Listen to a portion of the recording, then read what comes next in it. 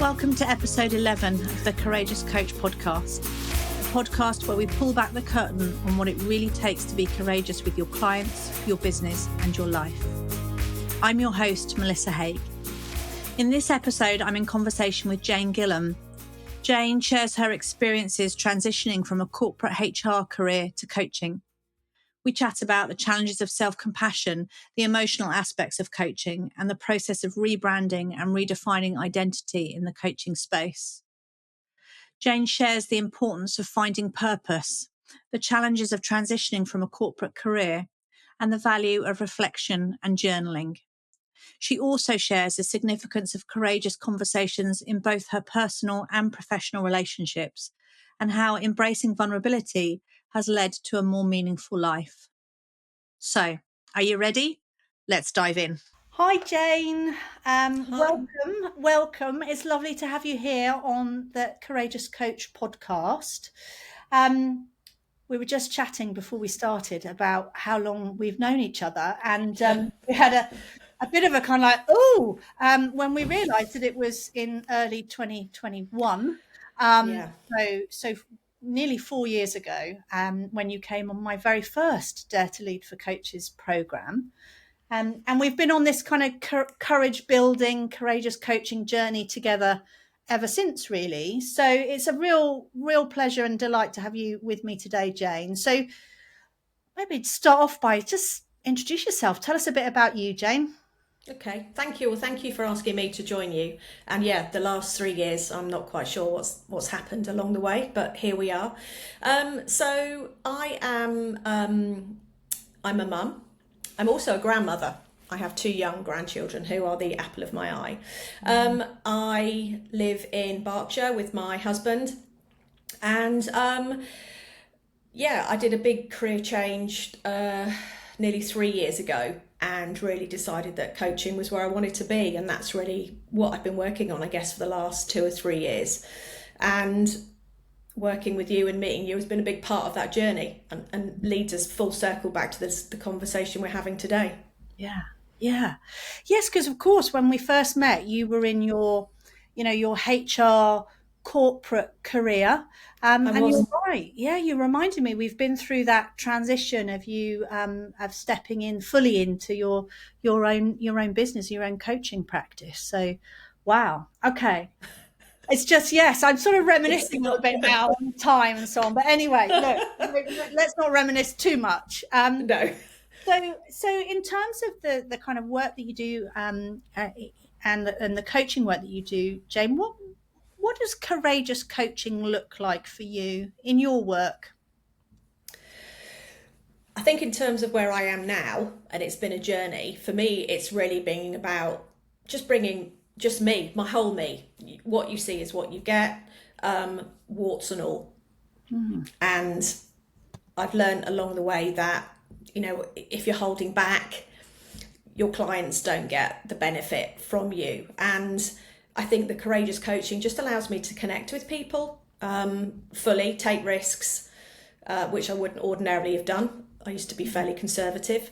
And that works 2 ways. It helps me, it helps clients achieve their goals ultimately.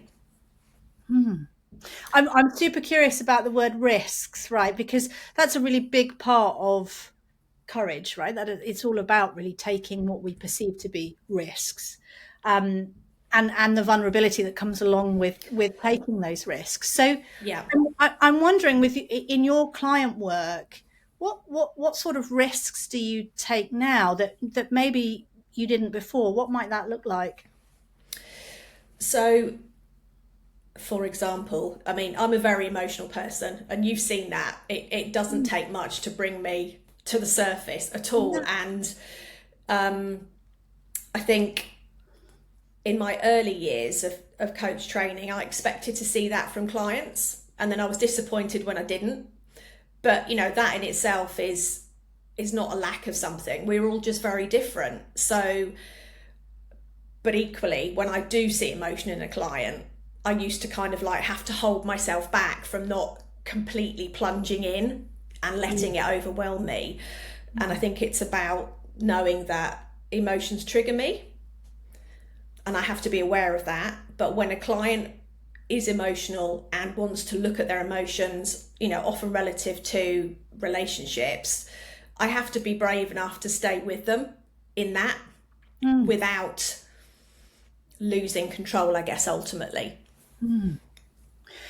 I'm immediately reminded of the work that we do around empathy, and this piece around kind of walking alongside and and listening to people's stories, but knowing that that story is potentially, we're going to get pulled in, right?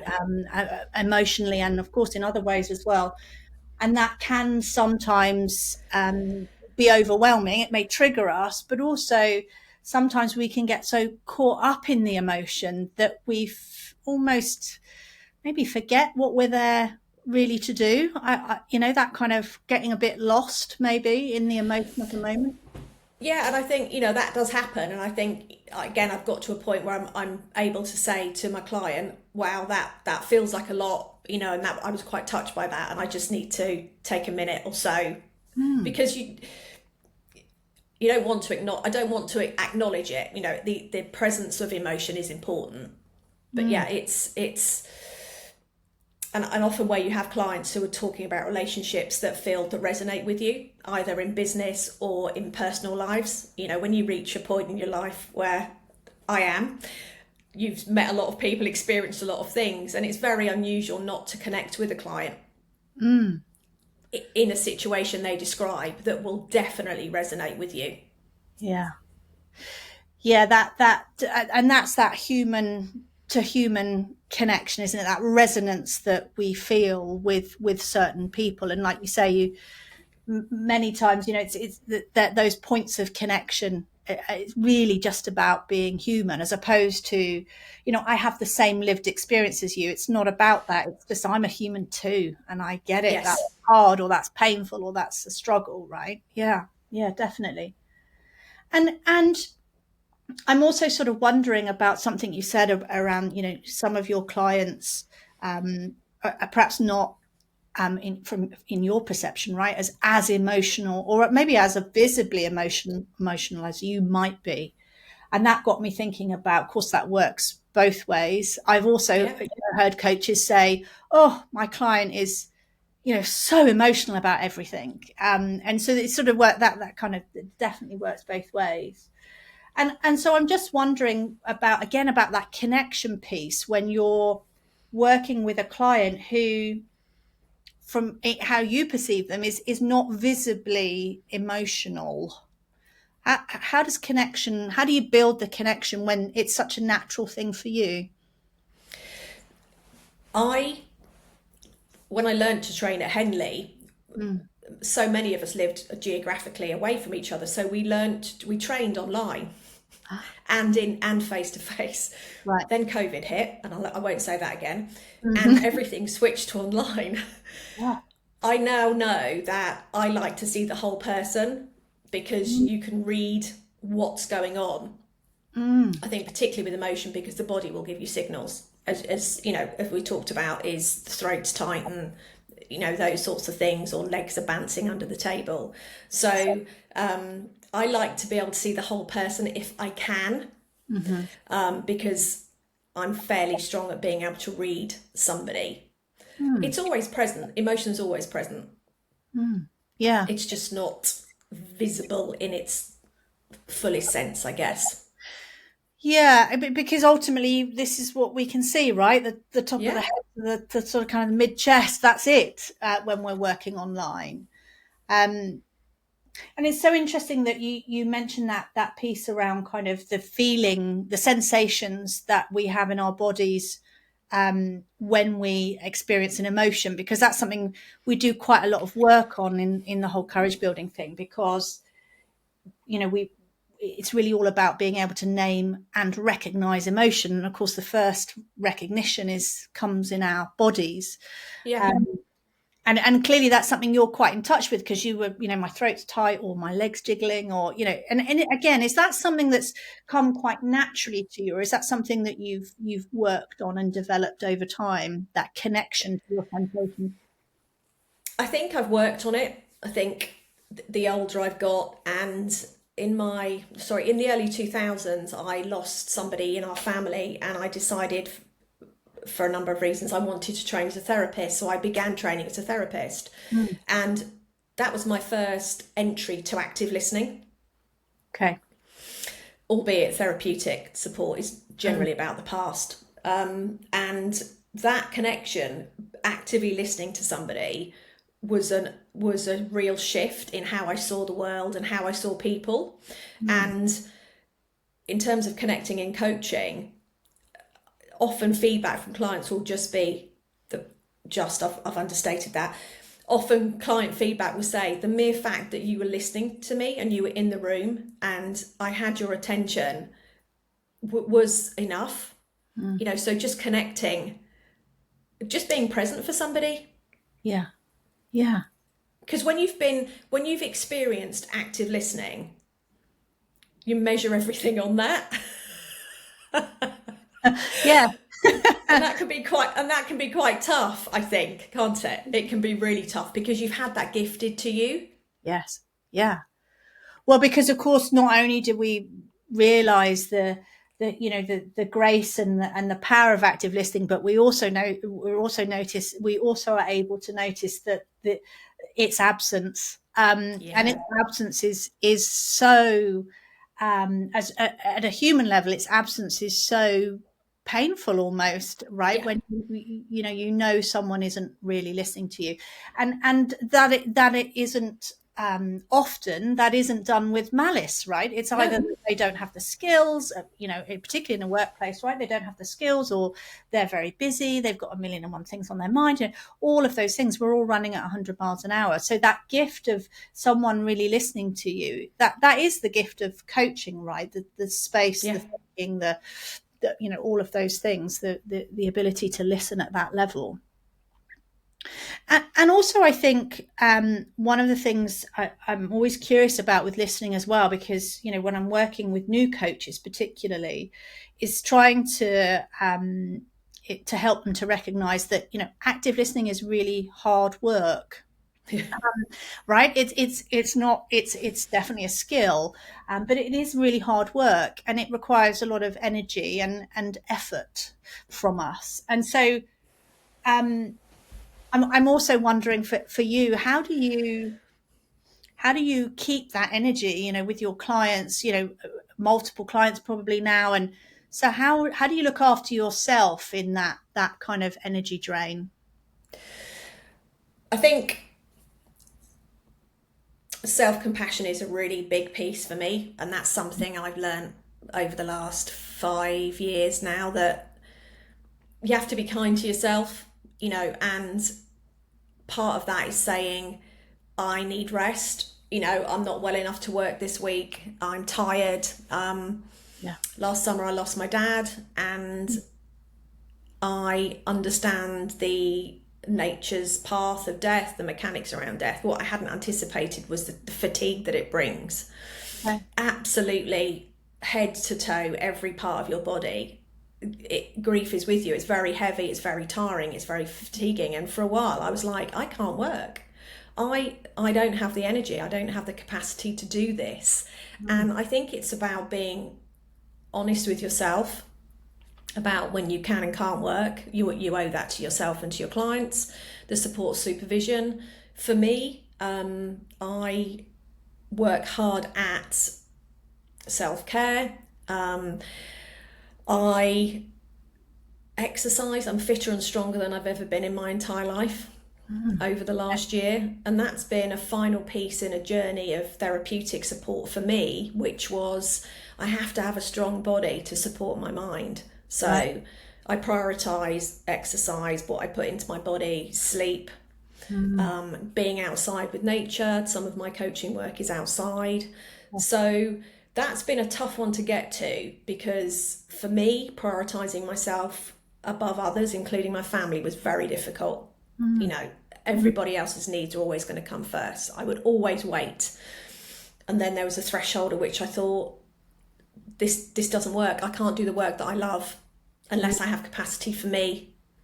So I had to shift the order of things. It's so interesting because, I mean, I know, I experience you as a very compassionate person, right?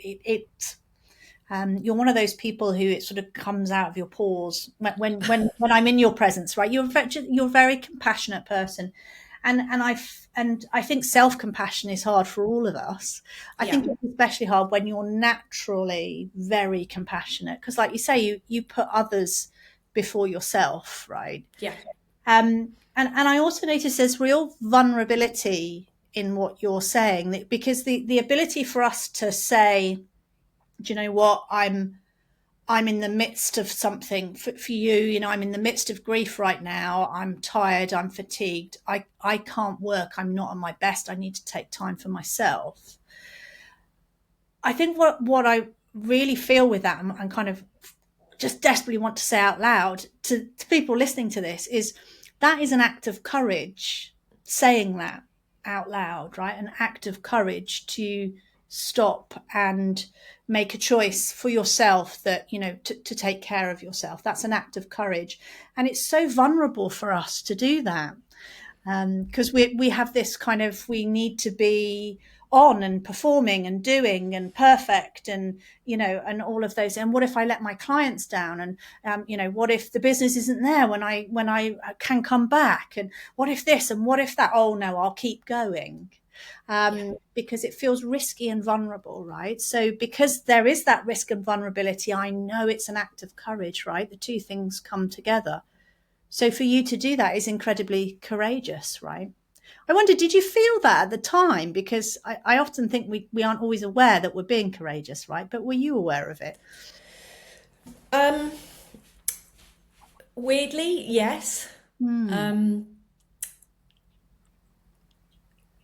I get, when I talk about it, it's important I talk about how I feel and the journey I've been on, but I get the knots in my stomach. It's still that kind of, it is this important? It is important to me. Do other people need to hear it? Yes, of course they need to hear it. We're all human beings, and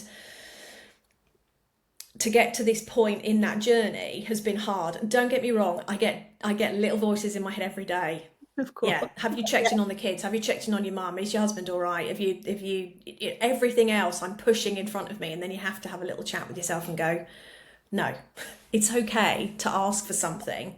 Yeah. It's okay to say no. And it's okay to say, I need some time. Yeah. Only at the weekend, I was in overwhelm, just lots of information coming in. And I messaged my daughter and said, I just need some time off grid today. Because daughters in my world communicate heavily through phones, and she'll love me for saying that. And she was like, yeah, I get it, Mum. I get it. You need some time out. And I just needed to decompress. And she doesn't hold a grudge. She knows what that's all about and understands it. Yeah. So yeah, I do feel it. Yeah. Lovely. Yeah. And those people in our support section, right? The people who get it, we need those people so much. Yeah. Lovely.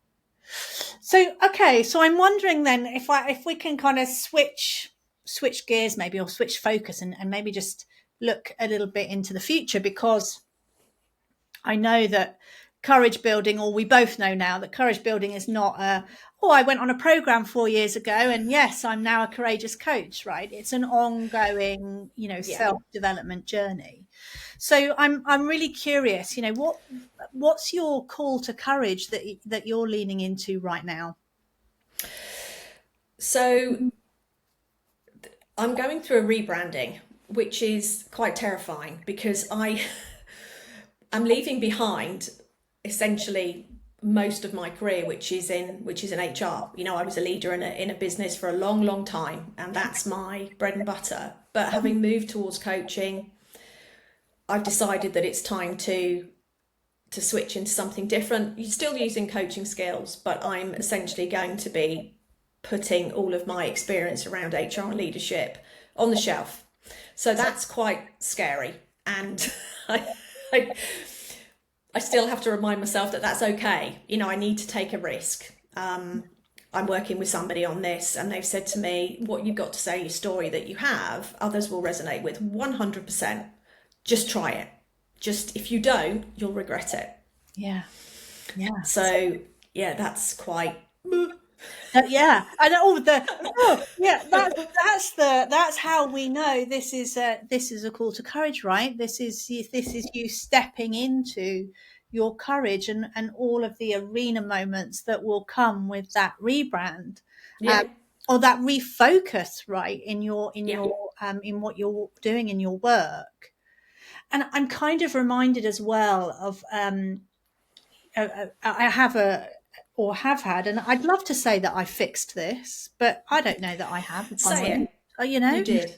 because I'm like, I the biggest battle for me, or the biggest thing I had to overcome when I became a coach, was letting go of all of my expertise and knowledge and all of that stuff, because that was how I had added value. That's how I'd Yeah. been praised and recognized and paid, remunerated for, and all of that. And then suddenly it's like, well, what am I? What am I if I don't have that experience and expertise to lay out in front of my client?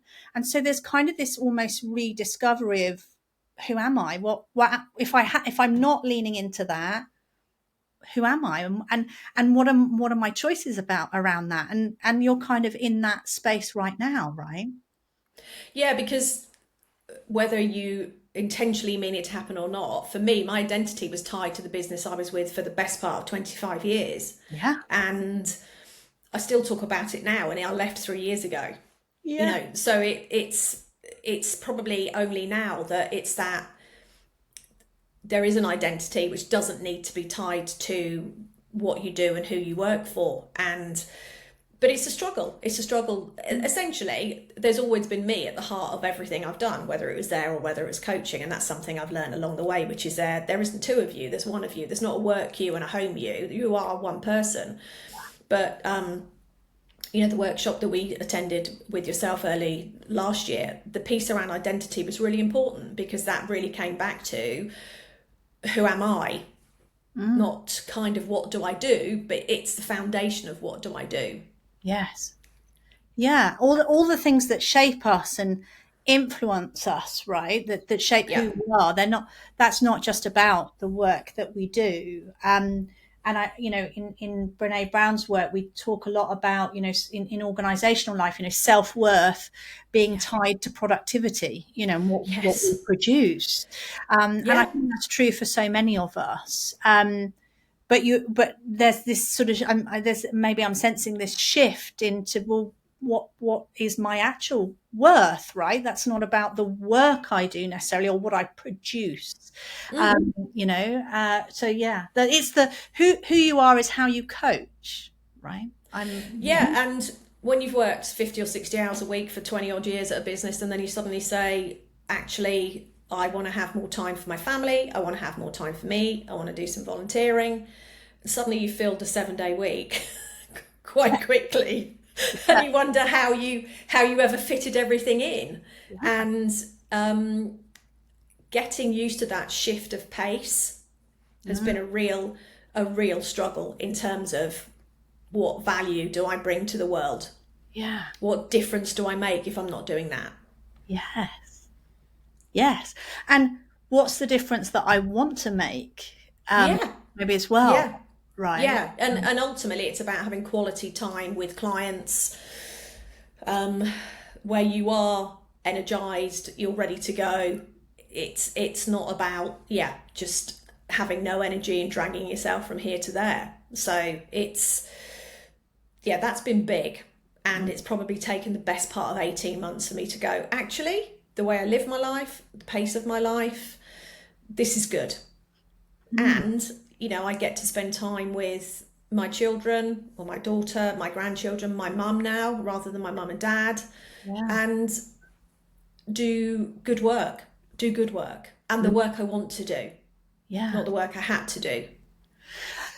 And I'm just like, that's such a blessing, isn't it? Right? We all want to get there, right? I'm sure, everyone listening to this is going, yes, that's what I want too. I want that, right? And absolutely. But I just want to highlight the fact that you're talking, well, this bit's taken, really, I've been working on this for 18 months, and you left your corporate world 3 years ago, and this is not a journey of 5 minutes to get where you are now, right? It's taken some time. I think it's important, because otherwise we're like, well, I want that, why haven't I got that? Well, there's a journey to go on here, right? Yeah, and knowing that it is possible, and it does take time, because it requires you to practice practice being courageous, trying things. And you have to go through that cycle of trying it to see whether it worked. Did it fit? Did it work for me? Did it work for other people? So it does take time, and it's been a long time. But what I'd say to people is, don't put it off.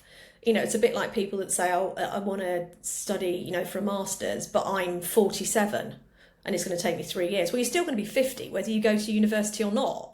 If it's something you really want, just do it. Yeah, so true. And I never knew I'd end up here. I never knew that was my destination. I just knew that the point at my life I was in, I was unhappy, and something was calling to me, and I had no idea what it was.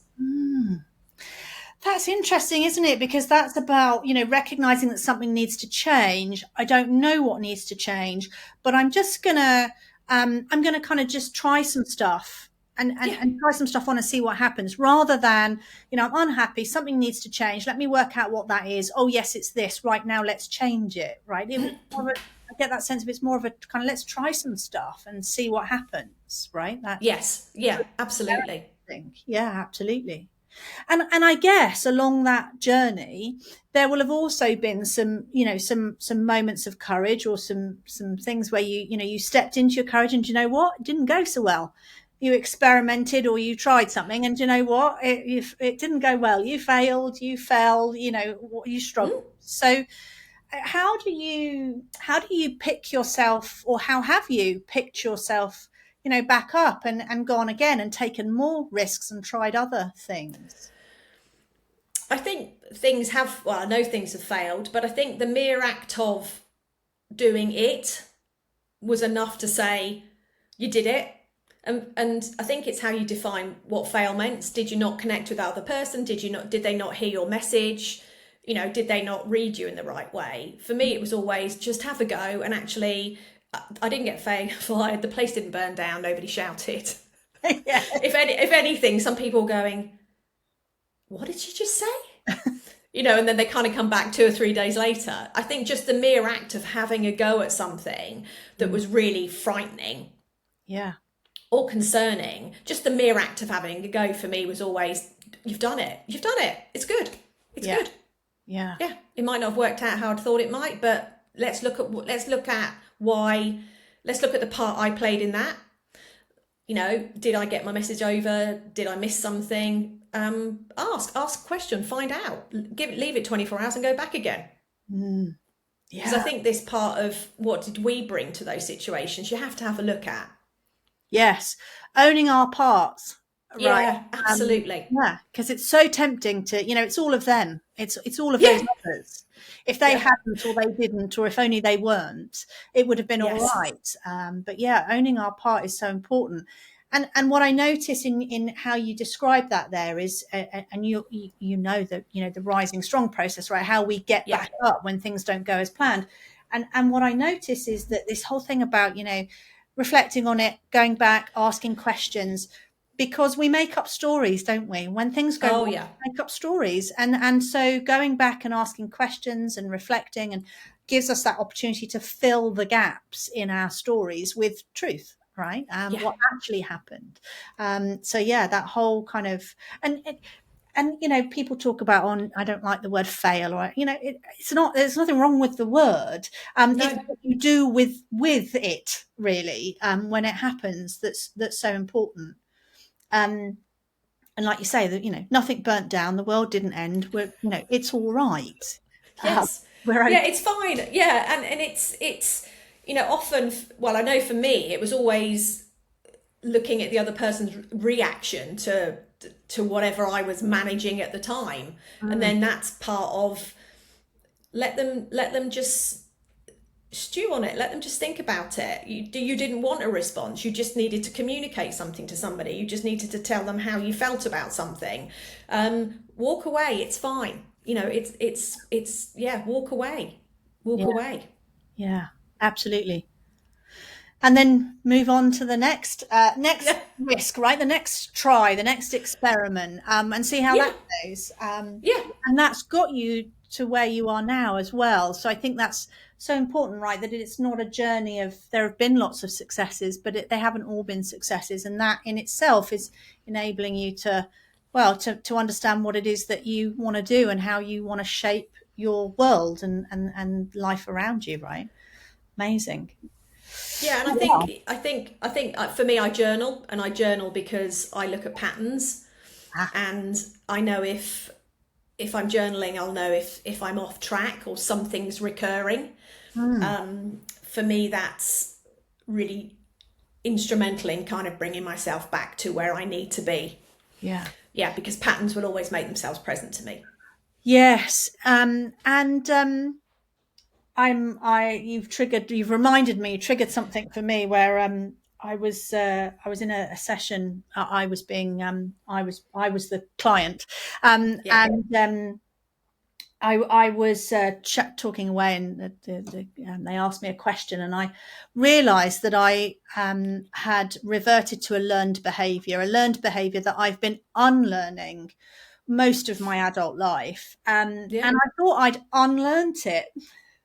And then, there it was again. Hi. Hello. And so I think there's also something for me about, owning all of the parts of us. And this is what can come out in journaling, right? Is being able to recognize all of the different parts of us, all of the bits that maybe we don't like very much, or we wish we weren't like that, or whatever, but nonetheless is part of us. And being able to kind of own those parts and bringing those into our awareness is such a valuable thing. Those patterns, as you say, that you see coming out when you journal or something similar, right?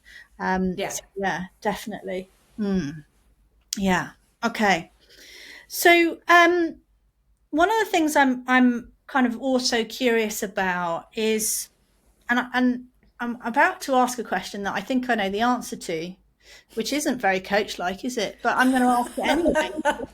I'm nonetheless I'm curious. So, because one of the things that I'm always curious to ask people who've been on their courage building journey is around how what you've learned has changed you as a coach and as a human, and almost as if they're two separate things. And I know because we very early on we were talking about, it's one of I'm just me, right? I'm just me. So I feel like that question needs to be, how has what you've learned about courage changed you?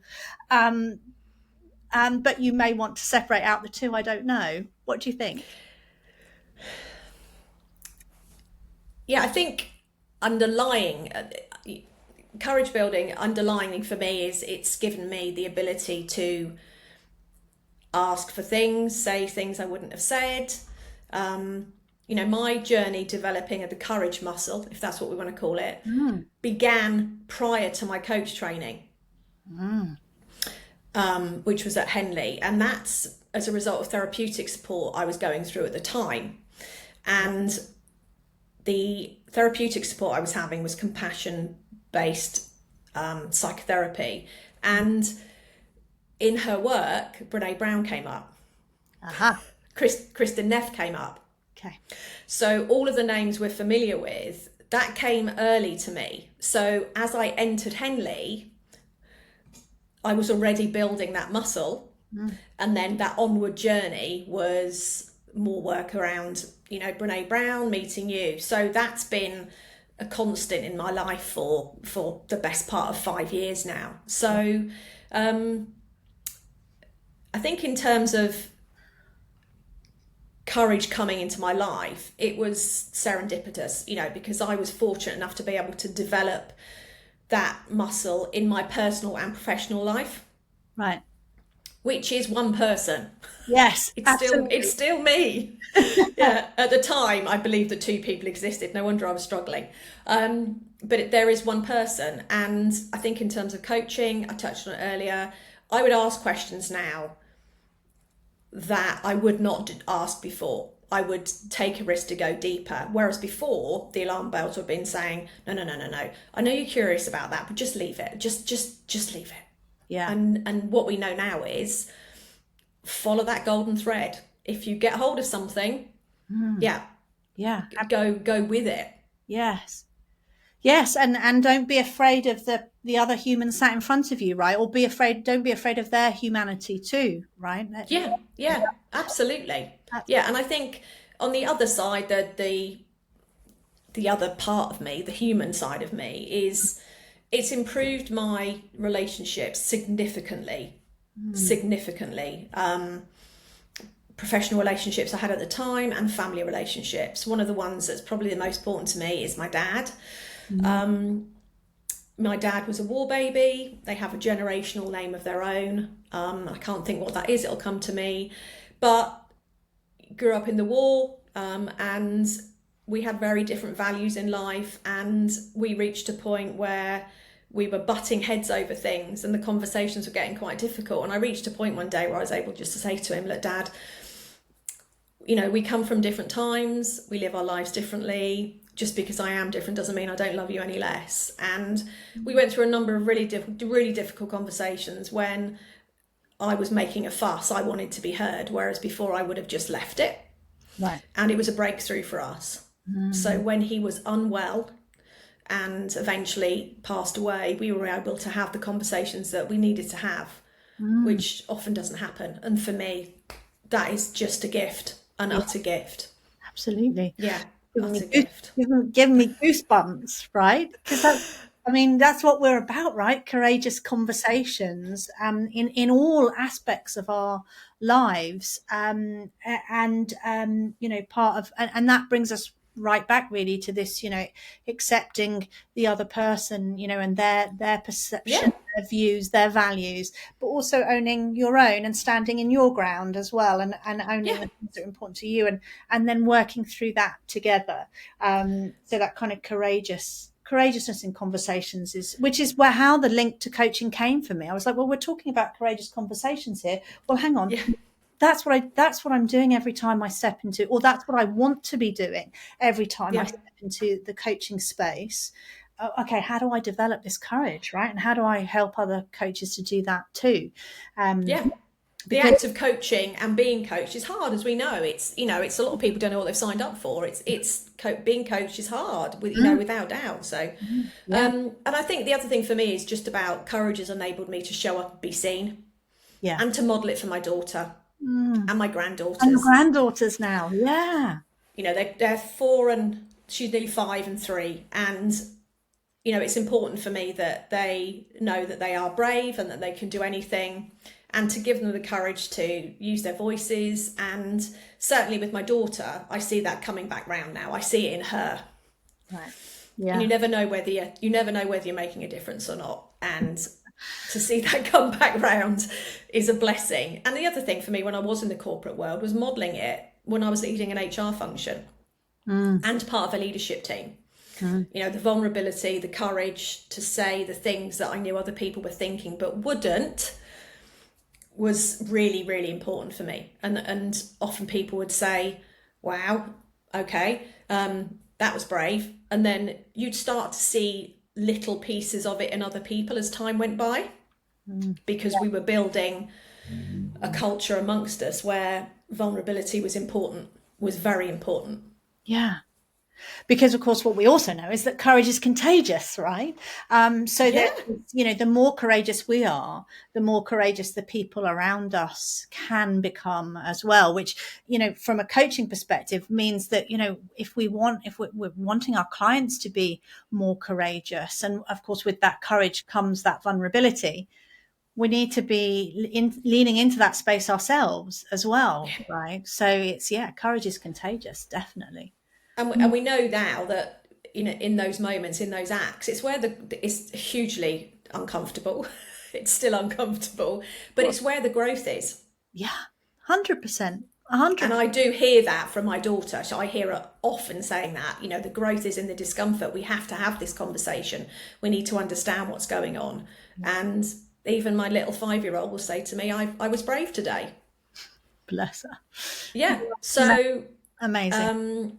I am significantly more vulnerable than I ever was, because it's giving me a much more meaningful life. Yeah. You know, it doesn't make it a happy place. It makes it a very deeply sad place sometimes, but days mixed with joy, and I feel more connected to the world, the life that I have. I think having been numb for a long, long time. As you said, I'm a very compassionate person. I feel things deeply. But having worked out what my values are and having a philosophy on life, my life is good, and that's priceless. Yeah, 100%. 100%. And it's so lovely for me to sit and hear that and listen to you as well, because, you know, it's just such a wonderful place for you to be. And you've done the work to get there as well, which is, you know, is fantastic. All right, Jane. Well, you've shared lots, so thank you. And we've covered lots of bits and lots of ground of all the work that we've done together. I'm just wondering, by way of closing, what's one thing that you think every coach should know about courage? It's liberating. There, we'll take that. It's liberating. It's hard. It's uncomfortable. It isn't easy, but liberating. It's liberating. Yeah, absolutely. Yeah, fantastic.